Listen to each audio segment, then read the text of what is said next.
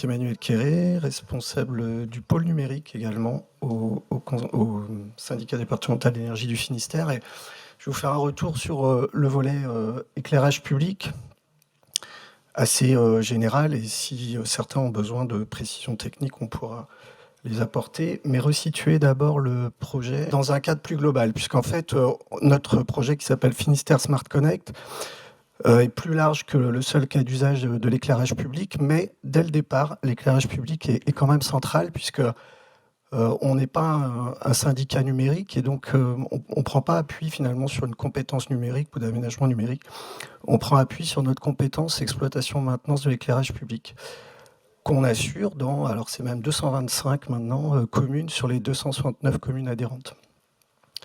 Et l'objectif évidemment initial, c'était de se dire en utilisant de la télégestion de l'éclairage, comment on pourrait, on pourrait probablement améliorer le service rendu et puis optimiser les coûts.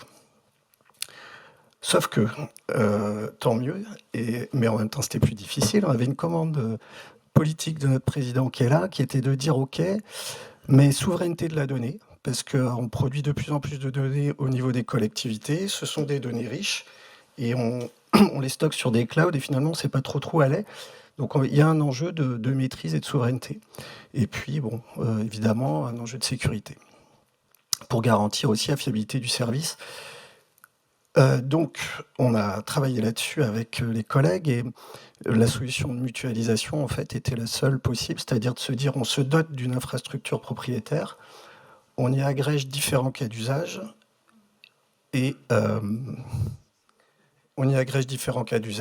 partir de là, on se répartit les coûts, et on arrive à avoir quelque chose de mutualisé et péréqué. Voilà, donc l'objectif, c'est mettre à disposition des collectivités adhérentes, et pas uniquement pour nous, mais en prenant appui sur notre compétence éclairage public, un service plus large de territoire connecté, pour disposer à moindre coût, c'est-à-dire avec des coûts qu'on se répartit entre SDEF et adhérents, des outils de pilotage, évidemment dans le domaine de la transition énergétique, l'efficacité énergétique, et puis même, vous allez voir plus globalement, sur les politiques publiques en réseau. Donc dès le départ, en fait, on est parti sur ces différents cas d'usage qu'on a mis en place aujourd'hui. Donc l'efficacité énergétique des bâtiments, je vous ai mis à chaque fois les collectivités concernées, l'éclairage public pour nous évidemment, la qualité de l'air intérieur qui est quelque chose qui était assez demandé par les communes, notamment au sortir du Covid avec les capteurs CO2, la collecte des déchets et la télérelève des compteurs d'eau potable pour les EPCI, la gestion du stationnement. Et puis, on est en train de travailler, c'est pour ça que j'étais hyper intéressé par les deux présentations précédentes, sur aussi des capteurs par rapport aux questions d'aléas météorologiques et climatiques. Pour nous, parce que ça concerne la résilience des réseaux HTA-BT et puis éclairage public, mais aussi nos partenaires EPCI pour la GEMAPI. Et puis d'autres cas d'usage en réflexion, mais finalement pas en réflexion, puisqu'avec le retour d'expérience, je vois que j'aurais juste à demander les résultats. Voilà, donc notre projet, pour le présenter en français, c'est 4 briques. C'est une grosse infrastructure de cœur de réseau, avec des serveurs dont on est propriétaire, qui stockent tous les équipements stockage, serveurs, sécurité, les plateformes de calcul, de sauvegarde, etc. Tout ça, c'est stocké à Rennes, auprès de l'exploitant qui assure la maintenance de tous ces équipements. Ensuite, on a une deuxième brique qui est, plateforme d'hypervision, supervision, on pourrait y passer 2 heures aussi, mais nous, on appelle ça hypervision. Vous allez sur le web, vous avez votre fenêtre, vous ouvrez, identifiant mot de passe, et pouf, selon votre profil, vous avez des applications de supervision des capteurs, etc., ou des applications métiers. Et puis derrière, donc, nous, on a avancé en 3 phases. On a fait une première phase pilote où on a mis en place ces 2 grosses briques support, et on a fait un déploiement pilote qui me permet de vous parler de retour d'expérience, avec le déploiement de 4 passerelles radio sur Ouessant, sur l'île d'Ouessant, c'est toujours exotique, et puis sur un gros EPCI du nord du département où on a déployé 20 passerelles. Et puis on a déployé les différents cas d'usage, sauf le stationnement à l'époque, avec 1300 capteurs déployés. Ça a été fait. On peut aujourd'hui en faire un retour d'expérience. Et donc on avance, et on est lauréat de l'appel à projet TID de la Banque des Territoires, et on vous en remercie aussi parce que c'est un vrai levier pour nous, c'est que notre stratégie de déploiement, c'est d'avancer à l'échelle de chacun des EPCI. On ne va pas déployer 450 gateways d'un coup comme ça. On négocie avec les EPCI, avec les communes, et on avance plaque par plaque. Donc on avait 24 gateways à la fin de la partie pilote, de la phase pilote. Aujourd'hui, on a déployé 42, 41 gateways supplémentaires sur 2 nouveaux EPCI. On va déployer dans les prochains, enfin d'ici la fin de l'année, je pense, sur l'agglomération morlaisienne, 45 nouvelles gateways, et puis on avance plaque par plaque comme ça. Voilà, donc éclairage public, je ne vous embête pas plus longtemps sur la partie globale. Pour nous, c'est donc 4500 armoires de commandes, dont 370 qui ont été mises en télégestion sur la phase pilote, et 900 d'ici la fin de l'année, puisque là, on a les 40 gateways supplémentaires en service. Et donc, au total, la cible, on peut dire ça comme ça, théorique en tout cas, c'est 95 000, enfin, c'est 4500 armoires et 95 000 points lumineux télégérés, quoi. Et on a, c'est pas bon, c'est pas 350 points lumineux télégérés, c'est 121 points lumineux télégérés. Voilà, après, vous avez le parc aujourd'hui avec des enjeux pour nous autour des remplacements par des LED. On a des programmes interacting en cours de mise en place là-dessus. Le remplacement ou la suppression des lampes à vapeur de mercure et d'autres types de lampes, les lampes type boule par exemple. Donc ça représente quand même un gros parc, d'où l'enjeu de la télégestion. Donc les objectifs, ils étaient finalement assez clairs, hein. C'est l'optimisation des périodes de fonctionnement, puisqu'en fait, la mise en place des horloges connectées permet d'adapter les périodes d'allumage et d'extinction, de les optimiser, d'être plus réactif. On peut programmer aussi plusieurs départs, donc on peut retravailler sur la sectorisation de l'éclairage public dans les communes. On s'aperçoit aussi que quand on les installe, on se réinterroge sur les horaires. Enfin voilà, ça amène toutes ces démarches. Évidemment, derrière, on a aussi un objectif de réduction des coûts d'intervention, en tout cas d'optimisation, puisque la télégestion, elle est réalisée par les techniciens du SDEF sur un logiciel de GMAO, et donc on n'a pas d'intervention sur place. Le but, c'est aussi d'améliorer le service public avec l'adaptation des périodes d'éclairage et d'extinction en fonction des périodes de l'année, des événements, de la saison touristique, etc. On a aussi un autre objectif qui est l'amélioration de l'exploitation maintenance et surtout en étant plus aveugle. C'est-à-dire, on a de la remontée de données, des consommations, des coupures. Ça permet aussi d'améliorer le temps d'intervention, de mieux connaître l'état du réseau. Et puis, rêvons un peu, après tout, on peut. Mais c'est pas tout de suite. Déjà, quand on arrive à faire ça super bien, c'est chouette. Le dernier, c'est aussi de développer la maintenance prédictive. C'est-à-dire qu'on amasse de la donnée. Nous, à côté de ça, on a la chance d'avoir un logiciel, enfin une équipe en tout cas, qui maintient au travers d'un logiciel de GMAO une connaissance de l'état du patrimoine extrêmement fine. Et donc pouvoir croiser ces données-là avec des données de patrimoine nous permettrait aussi de travailler, espérons un jour, sur la maintenance prédictive et être en capacité d'anticiper des aléas qui pourraient arriver ou des changements d'équipement. Voilà. Donc une fois que ça, on a dit ça, donc le retour d'expérience, les points de douleur, il y en a eu sur l'éclairage public. Donc on a déployé 370 armoires sur la première phase pilote. Donc très tôt déjà, ça a commencé à être compliqué puisque on a installé d'abord les capteurs, enfin les horloges connectées, avant de mettre en service les gateways. On a programmé avec une petite application Bluetooth. Et manque de bol, elle avait 1 heure d'avance. Il y a un mauvais paramétrage. Donc en fait, voilà, vous avez 24 communes où ça s'allume 1 heure plus tôt ou 1 heure après. Bon, c'est pas grave, on a réparé. On a eu un problème aussi d'appairage Bluetooth. Donc bon, voilà, ça marchait pas. C'était un problème qui était lié au banc d'essai en usine. On a essuyé les plâtres. Et puis, ça, c'était carrément plus intéressant, en tout cas, en termes de retour d'expérience, ça a été intéressant pour le fabricant. C'est qu'en 9 mois, on a eu une dérive horaire du temps, enfin de la période d'allumage, à cause de l'équipement, enfin le produit Citylon dérapait, l'horloge dérapait. Et donc on leur dit: «Mais pourquoi ça dérape dans le temps, quoi?» Il dit: «Bah, parce que c'est une horloge connectée. Donc de toute façon, tous les matins, elle va interroger le réseau pour demander quelle heure il est. Donc on n'a pas besoin de mettre beaucoup d'argent sur un programmateur fin, puisque de toute façon, la programmation, désormais, elle est déportée.» Et le collègue de l'exploitation, il me dit: «Bah ouais, mais moi, je vais en mettre en avance de phase. C'est pas forcément une fois que le réseau est là, que moi, dans le cadre de mon plan pluriannuel d'investissement ou en cas d'incident et de remplacement d'un équipement, je ne vais pas mettre une horloge connectable.» Voilà, donc on a réglé le problème, ça a été réglé. Aujourd'hui, on continue à en poser, y compris en avance de phase. Donc après, on a eu... là, on a parlé capteurs. Après, on a eu des problèmes réseau.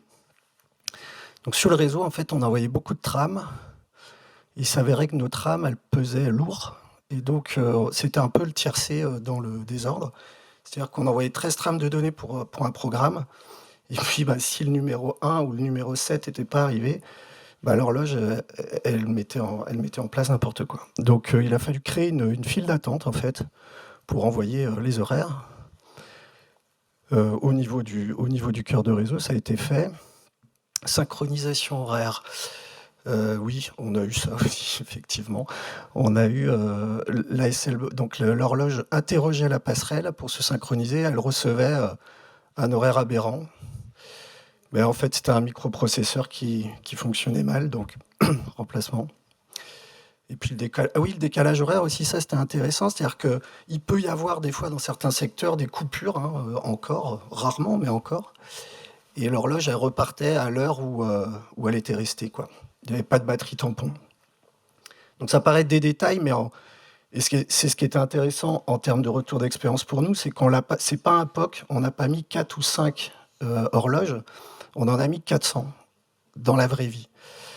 Ce qui a été compliqué pour personne, y compris pour mon président en premier lieu, mais ni pour les équipes techniques, mais c'est là aussi où on est confronté à la situation. Donc, modification, mise en place reparamétrage des 400 gateways avec une deuxième version, avec une réserve de marche, une horloge astro précise et puis la suppression de cette dérive horaire. Et depuis, on utilise donc une V2 de cette horloge qu'on va installer là, plus de 500 là, dans les prochaines semaines. On a un sujet qui est vraiment à vérifier. Donc, au niveau de l'équipement, aujourd'hui, on pense que le produit qu'on utilise est arrivé à un niveau de fiabilité vraiment important. On va utiliser également une deuxième référence qu'on est en train d'enregistrer, que les collègues de l'exploitation utilisent déjà en non connecté. Donc, au niveau du produit équipement, on est... Non, mais il y avait des arrêts de jeu. Ok, il y a eu des arrêts de jeu. Mais j'ai fini. Temps supplémentaire. J'ai fini. Non, mais vas-y. Donc l'horloge, c'est bon. Au niveau réseau, nous, là où on alerte, c'est la question du... Alors, je ne suis pas spécialiste là-dedans, mais il y a le RSSI et le SNR. Bref, vous mesurez avec et le SF, j'y venais. Ces 3 paramètres-là sont vraiment importants. Et ça peut impacter aussi les équipes de terrain, c'est-à-dire qu'à un moment donné, il faut vraiment vérifier, en tout cas dans des secteurs un petit peu en limite de couverture, si on a bien les paramètres qui suffisent, qui conviennent pour pouvoir installer l'horloge. Un truc très simple aussi, de bon sens, que j'ai dit un jour, parce que je n'étais pas ingénieur radio, donc ils ont tous rigolé au départ, et finalement, c'est de bien vérifier et le cas échéant de repositionner physiquement les antennes des horloges. Les antennes des horloges peuvent être déportées. En général, on les installe, on le colle à côté, éventuellement sur le Linky, et puis à l'intérieur d'un gros coffre qui peut être le cas échéant en béton ou en métal, ça peut poser problème. Donc on a eu tout un repositionnement d'antennes en extérieur. Voilà, après, il nous reste encore certaines choses. Oui, la modification des antennes des passerelles radio LoRa aussi, qui peut être un sujet. Et puis d'être vraiment très à cheval sur la vérification et le contrôle des objectifs de couverture qui ont été fixés par vos prestataires. Oui, un point important sur les horloges, c'est l'acquittement des trames. On est en LoRa et donc on est en radio, on peut avoir la perte de trame. Ça, c'est un vrai enjeu pour l'exploitation. Contrôler le niveau de réception, je l'ai dit. Concernant la couverture radio, s'assurer la mise en service des passerelles avec la couverture. Oui, voilà. Nous, on demande désormais une carte de couverture précise pour chaque passerelle. Comme ça, c'est clair. On pense aussi, c'est notre point de vue, mais on le livre, là aussi, c'est l'endroit. Nous, on a commencé à travailler avec des passerelles qui fonctionnent en 16 canaux. Le retour d'expérience qu'on a avec les différents collègues ici, notamment, c'est qu'ils fonctionnent plutôt en 8 canaux. Nous, on va faire basculer toute notre première flotte en 16 canaux, de 16 à 8 canaux.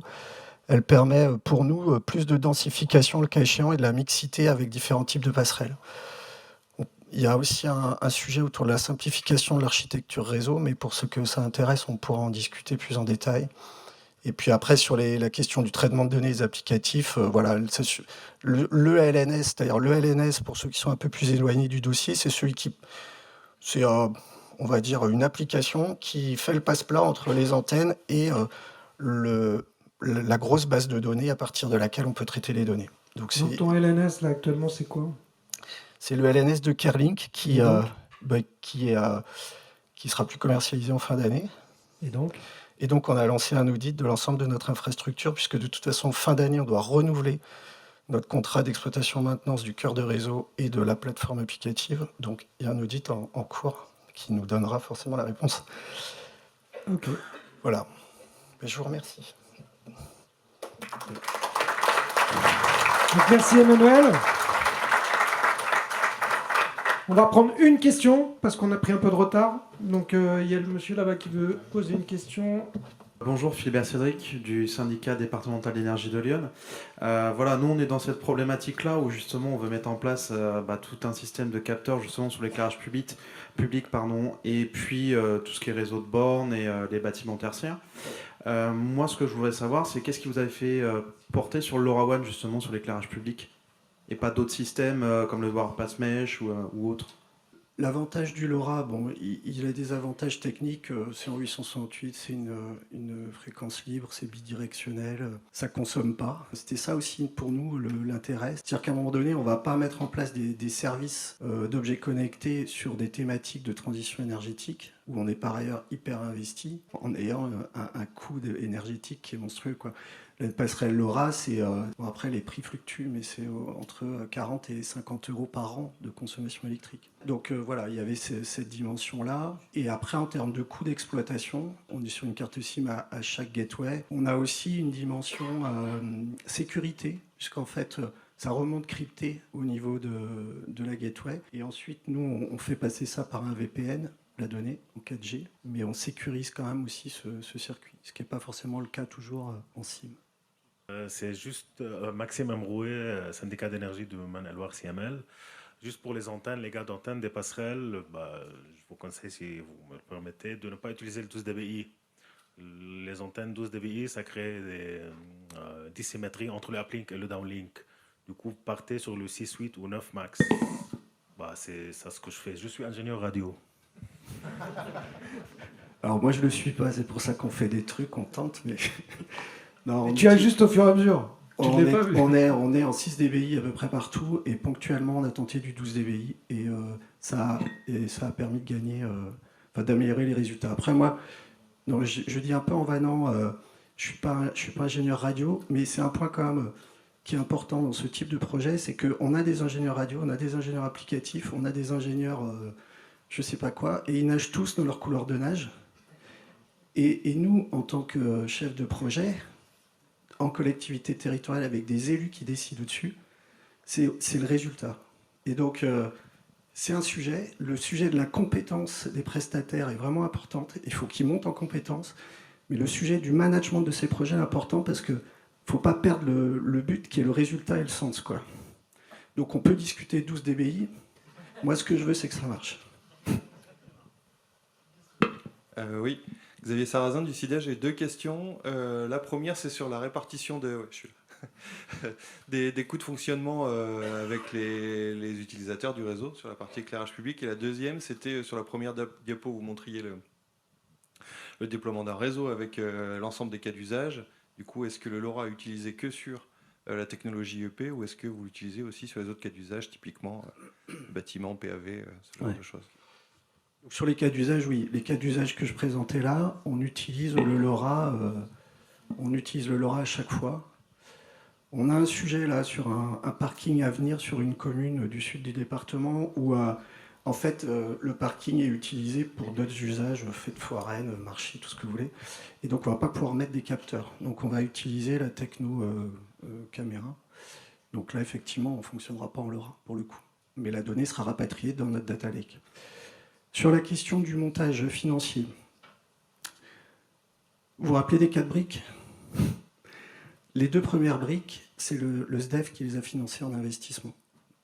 On est allé chercher du FEDER, un président, qui nous a un peu aidés. Mais voilà, on l'a pris en charge. On part du principe que la 4e brique, les capteurs, c'est celui qui les utilise qui se les paye. Donc le SDEF pour l'éclairage, la commune pour le stationnement.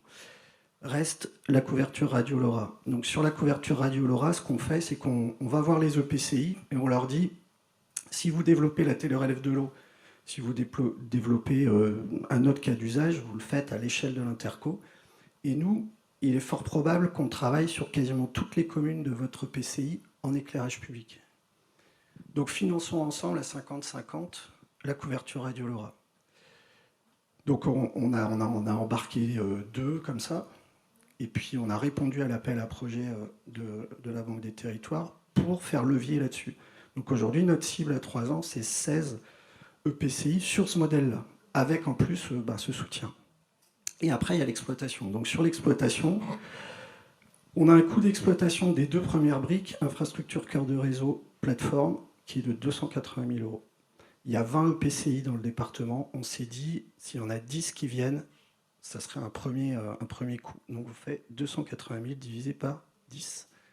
Ça fait 28 000, on le module un peu avec le nombre de personnes sur le territoire, le nombre de gateways, on arrive à plus ou moins 28 000. Et on dit ça, c'est le budget d'exploitation des 2 premières briques territorialisées. Les capteurs, il n'y a pas d'exploitation. Soit ils marchent pas. Soit ils sont en garantie et on est content, soit ils ne le sont plus et on les change. Et après, on a le coût d'exploitation des gateways. Celui-là, il n'est pas compliqué non plus, on le connaît, on le multiplie par le nombre de gateways, on le rajoute à 28 000. Et là, on a un budget d'exploitation annuelle. Le SDEF prend 40% et on propose au bloc communal, s'il y a des juristes ici, qu'ils prennent 60%. C'est-à-dire bloc communal, c'est l'EPCI et les communes. Nous on conventionne avec l'EPCI, charge à l'EPCI de voir avec les communes adhérentes s'ils divisent ça par 2, si c'est 80-20, etc. J'ai les 2 cas là qu'on a qui viennent de... Emmanuel, je me fais taper sur les doigts. Là. Enfin voilà, j'ai donné la réponse. Mais on n'est pas un coût au capteur, c'est ça que je veux dire. Et juste un point quand même, parce que le droit, ça existe aussi, c'est ça nous permet aussi de faire des conventions de coopération. Et c'est bien ça le but du jeu. C'est à un moment donné, on construit une infrastructure souveraine, publique, pour améliorer les services publics, qu'on cofinance ensemble. Et par contre, ce qu'on doit faire aussi dans les prochains mois, c'est le retour d'expérience d'évaluation, c'est-à-dire sur les déchets notamment et sur la télérelève de l'eau. Est-ce qu'on gagne derrière? Je pense qu'on gagne, sur les bâtiments aussi. Et combien du coup je mets, mais combien je gagne. Mais là, on est un peu trop tôt. Merci beaucoup. On peut l'applaudir.